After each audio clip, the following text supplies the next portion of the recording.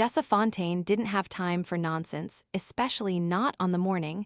Her usual driver quit 30 minutes before her first investor pitch of the quarter. "He just walked off," she snapped, stilettos clicking across the marble lobby of Fontaine Tech's headquarters in Midtown Manhattan. Her assistant stammered an apology, but Jessa had already turned, her sharp green eyes scanning the street for any black car she could flag down. But before she stepped outside, a man in a plain black suit stepped through the rotating door. "I'm here for MS. Fontaine," he said, his voice deep and calm, like it belonged in a late-night jazz bar, not in the chaos of her Monday morning. "Name's Theo Bishop. I was told you needed a last-minute chauffeur." Jessa looked him over quickly. He wasn't the usual polished, robotic driver. His tie was a little crooked, his jaw unshaven, and his eyes dark brown and steady held something unusual. Something tired but kind. "Are you with the agency?" she asked, crossing her arms. He nodded once. "Yes, ma'am, certified and cleared, cars outside. I'll get you there on time." Against her better judgment, Jessa followed. His car wasn't a company sedan, it was a sleek black Escalade, spotless and surprisingly luxurious inside. As he held the door for her, she caught a glimpse of something in the passenger seat, a worn backpack with a child's cartoon character stitched on the side. "You have a kid?" she asked before she could stop herself. Theo hesitated, then nodded. "Yeah, my daughter Rosie, she's 6. Jessa didn't reply, but something about it stuck with her. A single dad, working as a chauffeur, she didn't know why it mattered, but it did. The drive was smooth, efficient, quiet. No radio, no small talk. But every time she glanced in the rearview mirror, she caught him watching the road with a quiet focus that made her feel oddly safe. After the pitch, which ended with a standing ovation and a handshake for a $10 million investment, Jessa stepped back into the Escalade and said, "You're hired." Theo blinked. "I thought this was just a fill-in job." "It was," she said, pulling out her phone to reschedule her afternoon. "But I don't like wasting time, and you got me there on time. That's worth something." He chuckled under his breath. "You always hire people this fast." "No," she said, looking out the window. "I don't."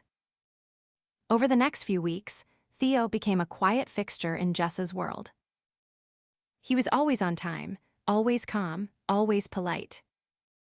But he was also not like anyone else in her orbit. He didn't care about her money, her status, or the headlines that followed her. He didn't ask questions. But sometimes when she was silent in the backseat or sighing too loudly into her phone, he'd say something simple that hit deeper than she wanted to admit. "You work too late," he said one night when she got into the car past midnight. "Says the man driving me home." "Difference is," he replied, glancing at her in the mirror, "I don't have a choice." That shut her up. She didn't know what to make of him. He was respectful but not intimidated, kind but not soft.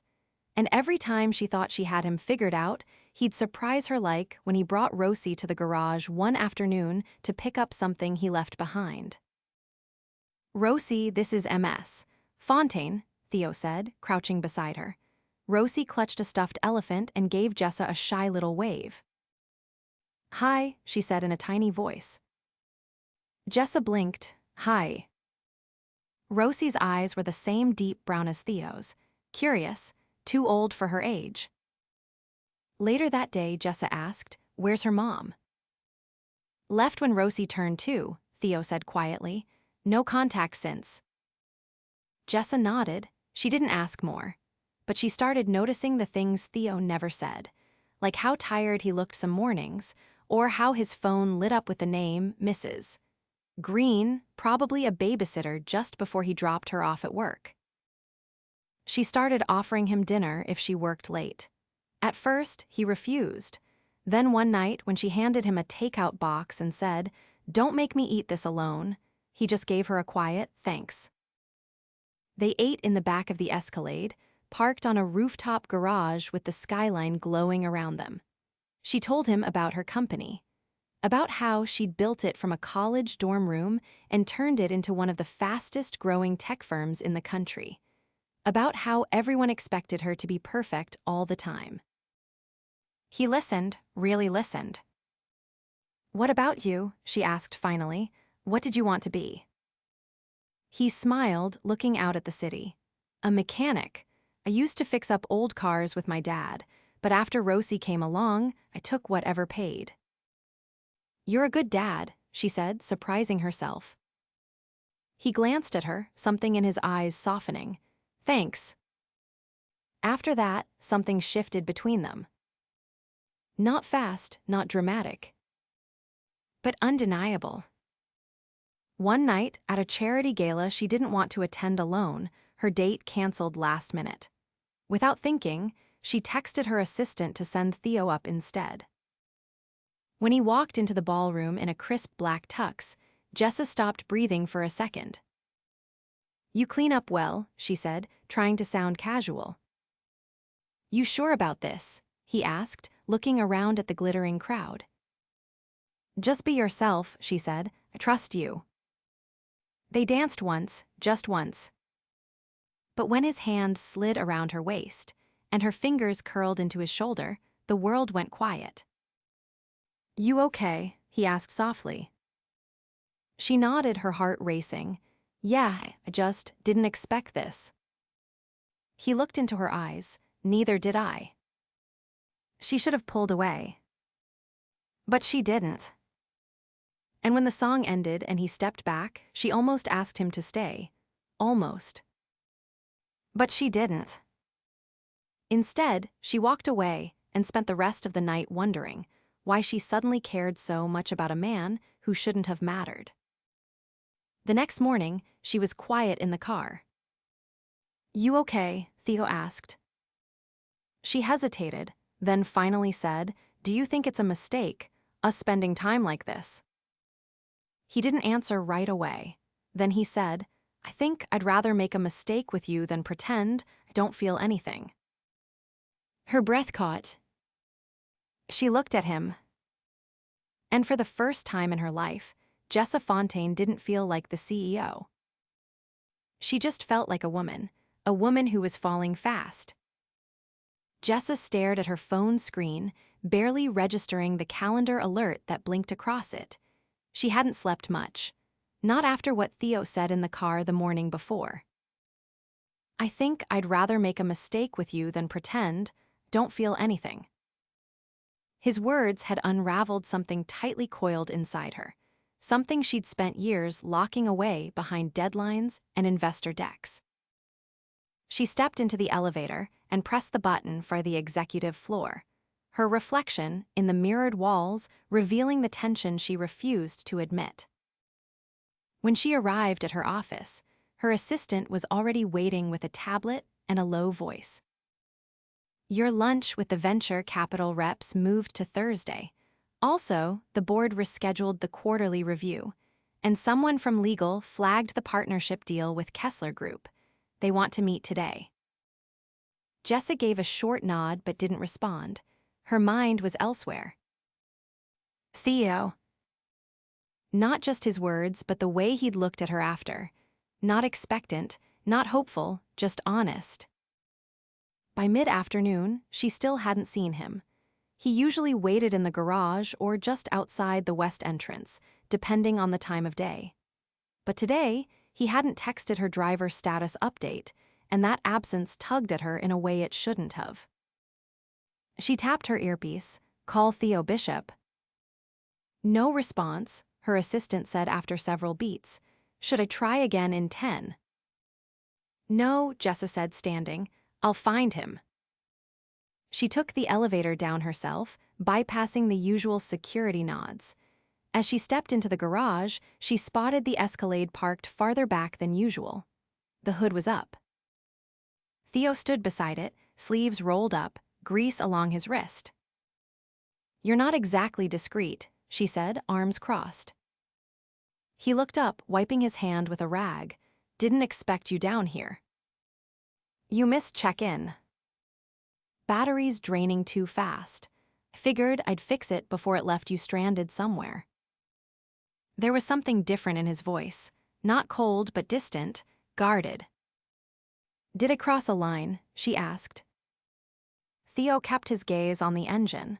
You didn't, just needed a minute. To think. To breathe. Jessa walked closer, stopping within arm's reach.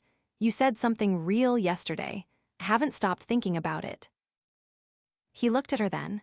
I meant it, but I also know what this looks like. You're you, I'm me, we don't fit. She held his gaze. Maybe I'm tired of fitting. Theo dropped the rag, voice low. You don't know what you're inviting in, Jessa. I've got court dates for custody. I've got bills stacked in my drawer. I've got a daughter who asks me every night if I'm coming home for dinner. I'm barely holding things together. You think I don't know pressure. I think your pressure comes with champagne and press releases, he said. Mine comes with eviction notices and daycare calls. That hit harder than she expected. She didn't respond right away. Instead, she reached into her coat, pulled out a folded paper, and handed it to him. What's this? An invitation. I'm speaking at a summit this weekend in Chicago. They're flying me out Friday. Usually I go alone. He opened it slowly. You want me to drive you to Chicago? I want you with me in Chicago. Theo's eyes didn't move from hers. You sure? She nodded. I don't do things unless I'm sure. He folded the paper again, slid it into his back pocket. I'll need to talk to Rosie's sitter, make sure she's covered. Of course. He gave a single nod. What time Friday? 7 a.m. I'll be there. Jessa turned to leave, but his voice stopped her. Why me? She paused. Because you see me, not the headlines, not the quarterly projections, just me. That night, she didn't stay late at the office. For the first time in weeks, she left before the sun dipped behind the skyline. Friday came faster than expected. Theo stood outside the building at 6:59, a small duffel slung over his shoulder. You're early, she said, stepping into the Escalade. I don't do late, he replied, sliding into the driver's seat. The drive was quiet for the first hour. Jessa worked from her tablet while Theo checked every route against traffic. But somewhere past Pennsylvania, she closed her screen. You ever been to Chicago? He shook his head. Closest I've gotten is Cleveland. Then we'll fix that. They stopped at a small roadside diner just past noon. It was all checkered floors and red booths, the kind of place she hadn't been to in years. Theo ordered grilled cheese for himself and an extra to go for Rosie. He said she hated anything green. Jessa watched him talk to the waitress, laughing at something she said. He was different here. Lighter. Back in the car, she asked, Did you always want to stay in New York? I didn't want to stay, he said, eyes on the road. I just couldn't leave. She didn't press.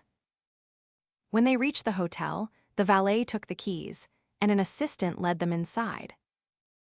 Jessa handed Theo a room key. You're next door, just let me know if you need anything. He hesitated. You didn't have to get a room like this. I wanted to. That night, she stood by her window, staring out at the pulsing lights of the city below.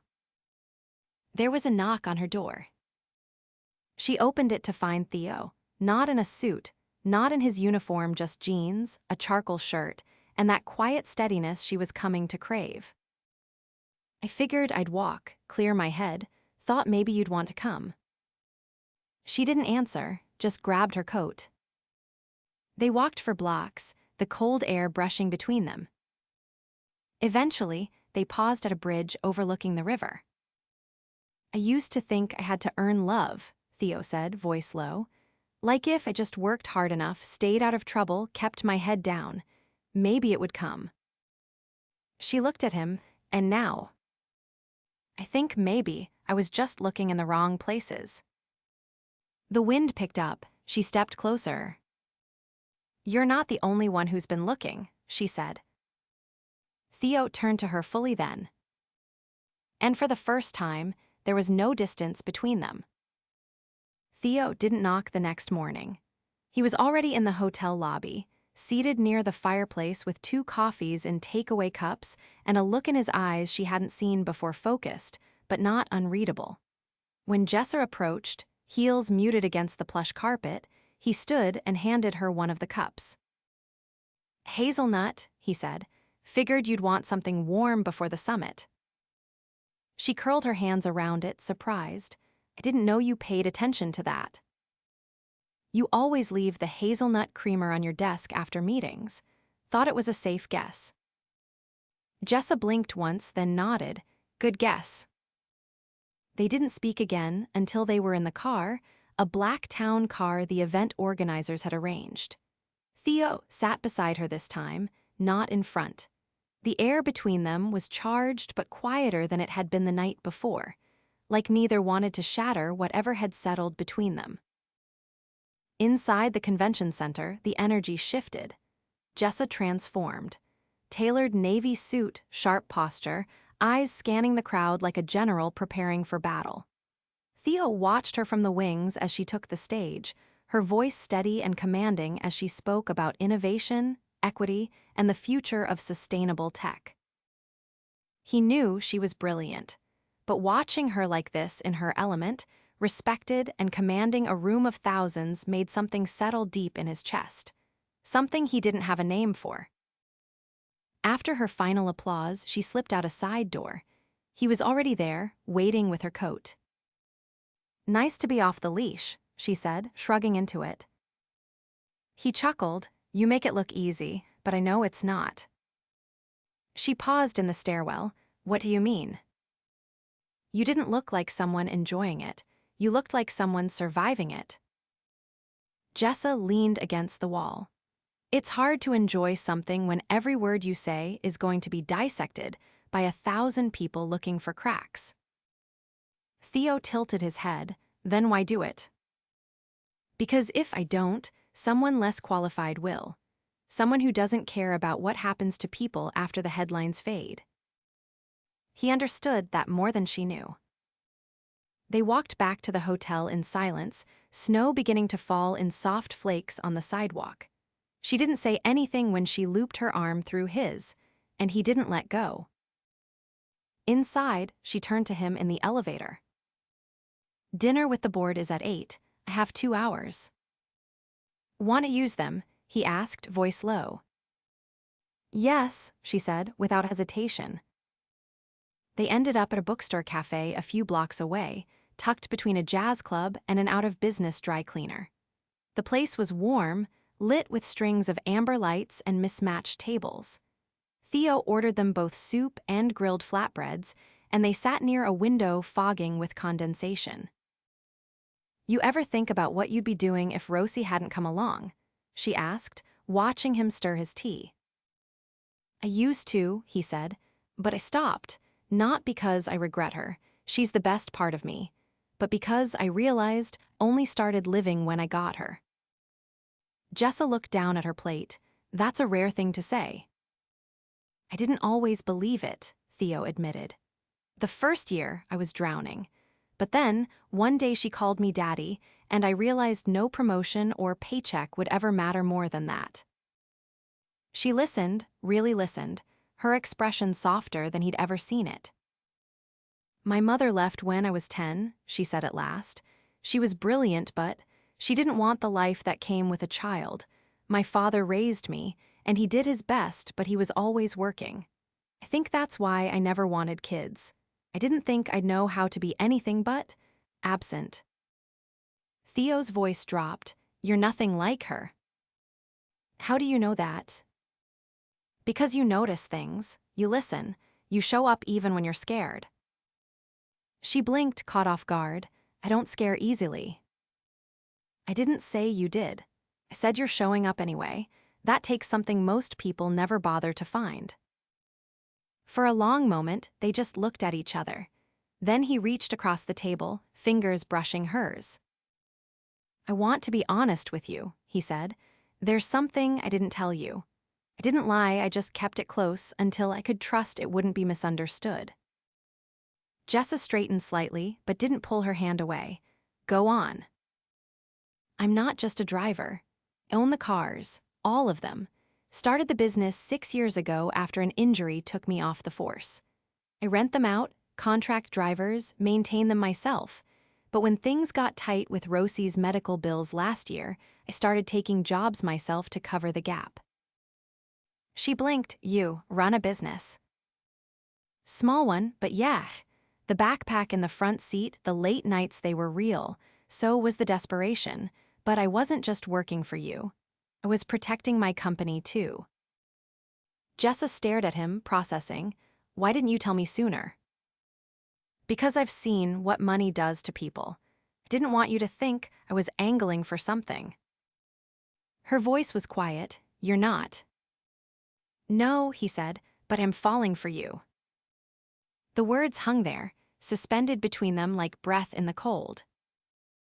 "And I'm terrified," he added, so quietly only she could hear it. She reached across the table, fingers lacing with his. "Me too." Later, back at the hotel, she didn't ask him to leave her at the door. He followed her inside. But nothing happened that night except a conversation on the couch, her feet tucked under her, his jacket draped on the armrest. They talked until dawn about books, about regrets, about the kind of future neither had dared to imagine before now. When she finally fell asleep, her head on his chest, Theo didn't move. He just listened to the rhythm of her breathing and whispered something into the quiet. "Maybe we're not a mistake after all." The invitation came 3 days after they returned from Chicago, a gala at the Met, hosted by one of Jessa's oldest board allies. She hadn't planned to attend. But that changed when she opened the envelope and saw Theo's name listed. He stood beside her that evening in a tailored charcoal suit, custom fit by a designer Jessa insisted on calling. Not because he needed it, but because she wanted him to walk beside her, not behind her. They stepped onto the marble steps of the museum, the night air crisp, golden light spilling from the entrance. Cameras flashed on instinct, though no one quite recognized him. Yet. "Don't let go of my hand," she said quietly. "I wasn't planning to." Inside, the space glittered with chandeliers and the low hum of string instruments. Waiters in white jackets moved between guests with trays of champagne flutes and amuse-bouches. Jessa walked with the calm precision of someone born into this world, but Theo noticed the tension in her fingers where they stayed wrapped around his. "Do you always hate these?" he asked, voice low but amused. "No," she replied, "only when I'm expected to perform like a brand instead of a person." "Then don't perform," he said, "just be here." He had a way of saying things that cut through noise. She let out a quiet breath and led him toward the main hall. Halfway through the evening, a man with salt and pepper hair and a tailored navy suit intercepted them. His tone was warm but clipped, his handshake practiced. "Jessa, I've been meaning to speak with you about the Kessler negotiations. We've heard rumors they're pulling out." "They're not," she answered without hesitation. "They're stalling to renegotiate terms around exclusivity. I've already countered." The man's gaze shifted to Theo. "And you are?" "Her partner," Theo said, steady and unshaken. The older man blinked, then nodded slowly. "Ah, of course." He moved on without another word, but Jessa caught the hint of judgment in his eyes. "You didn't have to say that," she murmured. "I wanted to," Theo said, "unless I'm wrong." She turned toward him, her voice unwavering. "You're not." They didn't linger much longer. Back in the car, the city lights moving past the windows, Jessa kicked off her heels and curled her legs under her. "I always thought love would feel like a loss of control," she said. Like I'd have to give up something to let someone in. And now, Theo asked. Now I think I was just with the wrong people. Theo leaned back, his fingers brushing hers. You didn't lose control, you just stopped pretending you didn't need anyone. She glanced at him, lips curving faintly. And what about you? Still think we don't fit? I think we fit where it counts. The next morning, she met Rosie. It wasn't planned. Jessa stopped by Theo's apartment to drop off a tablet he'd left in her office, and Rosie opened the door before he could reach it. Her curls were wild from sleep, and she wore a paint-splattered shirt 2 sizes too big. Are you the lady from the fancy car? She asked, wide-eyed. Jessa crouched. I might be. Rosie stepped aside, serious. Daddy says you're really smart. Do you know how to make pancakes without burning them? Absolutely not, Jessa said, but I'm great at ordering them. Theo appeared behind his daughter, rubbing the back of his neck. She wasn't supposed to open the door.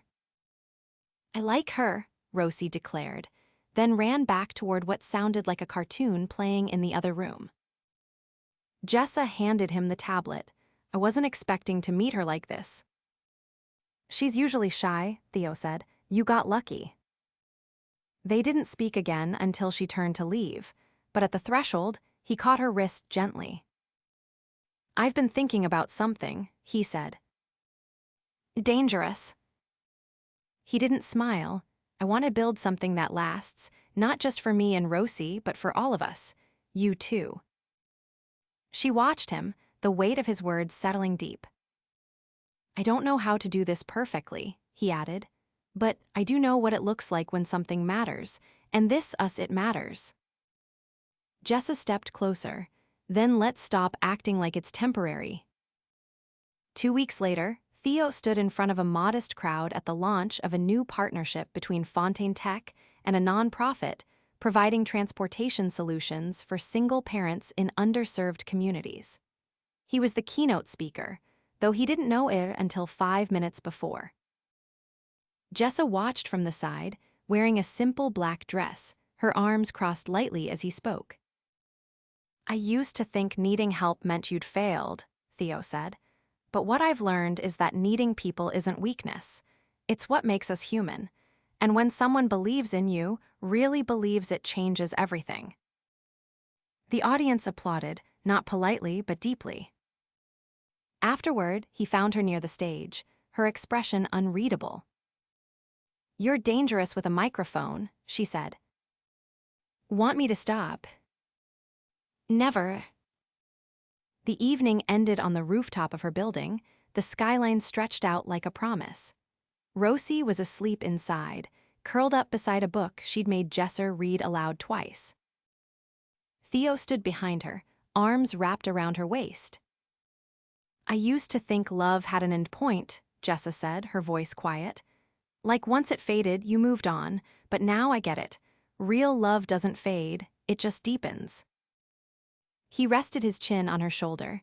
We're not perfect, but we're real. She turned, eyes bright, and real's more than enough.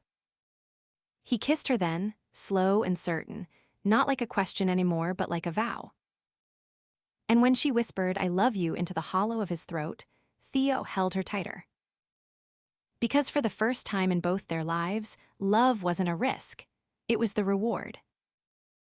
Theo leaned against the kitchen counter of Jessa's penthouse, watching Rosie spread blueberry jam over toast with the focus of a surgeon. The Sunday morning light spilled through the tall windows, softening the edges of the city skyline beyond. Jessa, barefoot and still in a silk robe, stepped behind him and reached for the coffee pot. She's getting better at that, she said, pouring a cup and nodding toward Rosie. She's determined not to spill this time, Theo replied. She told me last night she wants to host breakfast for her stuffed animals and refuses to serve messy toast. Jessa grinned, a hostess in the making. Theo took the mug from her hand and kissed the top of her hair. She adores you, you know. I'm not exactly domestic, she said, sipping her own coffee. I don't know how to braid hair or pick out bedtime stories. Last week she asked me what a narwhal was and told her it was a sea unicorn. She told her teacher that, got a gold star for imagination. Jessa laughed, then leaned her head briefly into his shoulder. Rosie turned toward them, toast in hand. Can we go back to the museum today, the one with the space room? Theo looked to Jessa. I think we can manage that, she said, but only if you finish your breakfast. Rosie beamed and returned to the table. Theo lowered his voice. You're good with her, you don't have to know everything, you just have to keep showing up. I'm not used to showing up for people outside work, Jessa admitted, but it's different with you too. He held her gaze. It's different for me too. Later that afternoon, Jessa stepped out of the museum gift shop, a small bag in hand. Rosie darted ahead, spinning in her new space-themed hoodie, while Theo kept a careful eye on her from a few steps behind. I got her the astronaut puzzle, Jessa said. Don't tell her she'll want to open it in the middle of the sidewalk. Theo chuckled, noted. They walked through Central Park with no real destination. Rosie ran ahead toward a bubble performer surrounded by a crowd of children. She's finally relaxed, Jessa said. I think it's the first time I've seen her like this outside your apartment. Theo nodded. She trusts you now. Jessa looked toward him. Do you? I do, he said simply. That's the thing about you don't hide. You just wear armor until someone proves they won't use what's underneath against you. She didn't look away. You proved that the night you didn't run when things got complicated. Theo stopped walking, turning toward her fully. I've been thinking about something. I know we've been moving fast, but it doesn't feel rushed. It feels right, and I don't want to keep pretending like this is temporary. Jessa's heart tripped. He continued, I don't have a ring yet. I didn't want to do this until I could look you in the eye and know I'd earned the moment. But I also know I don't want another day to pass where you don't know that I want forever with you. She blinked, stunned. Theo's voice lowered. Marry me, Jessa. Build something real with me, with Rosie. Let's stop waiting for the perfect time. Her breath left her in a rush, and for the first time in her life, she felt the world tilt in a way that wasn't terrifying, it was exhilarating. Yes, she said, her voice breaking on the word. Yes, I want to marry you. From 10 feet away, Rosie shouted, Are you guys kissing? Jessa laughed through the tears that had started to fall. Not yet, but I think your dad's about to fix that. And he did. The wedding wasn't grand. It was an intimate rooftop ceremony with only 15 guests, strung lights, and a view of the skyline that had witnessed their entire story. Rosie walked between them, holding both their hands, her flower crowns slightly askew. Jessa wore a sleek ivory gown, her hair down, the breeze tugging at the loose waves. Theo wore a dark blue suit, no tie, and a quiet glow in his eyes that made it impossible for her to look anywhere else. When the officiant asked if he took her as his wife, he didn't hesitate. With everything I have, he said.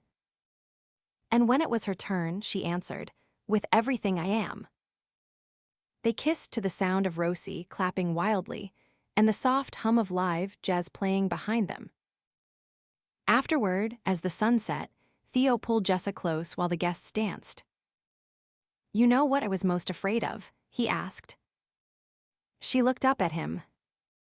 That you'd realize I'm just a guy who fixes cars and juggles daycare schedules, that it wouldn't be enough for you. She brushed her fingertips over his collar. You were never just anything. You're the first person who made me feel like being myself was enough. They stood in silence, the music wrapping around them like a second skin. Rosie ran up between them again, tugging at the hem of Jessa's dress. Can I have another cupcake? Jessa crouched, only if you promise to dance with your dad afterward. Rosie nodded solemnly. Deal. After she ran off, Theo chuckled. She's already negotiating like you. She's smarter, Jessa replied, which means we're in trouble. That night, after the last guest left and the music faded into the quiet of their home, Jessa stepped onto their bedroom balcony, where Theo joined her with 2 glasses of wine. I used to think love made you vulnerable, she said. Now I think it makes you stronger, safer. He handed her a glass. Because it's not about losing yourself, it's about finding someone who sees all of you and stays. She touched her glass to his, to staying. They stood together under the stars, the city humming below, and inside a home no longer echoing with silence, but filled with laughter, late-night stories, and the quiet rhythm of a family that had built itself from truth. They didn't need grand declarations anymore. They had each other. They had forever.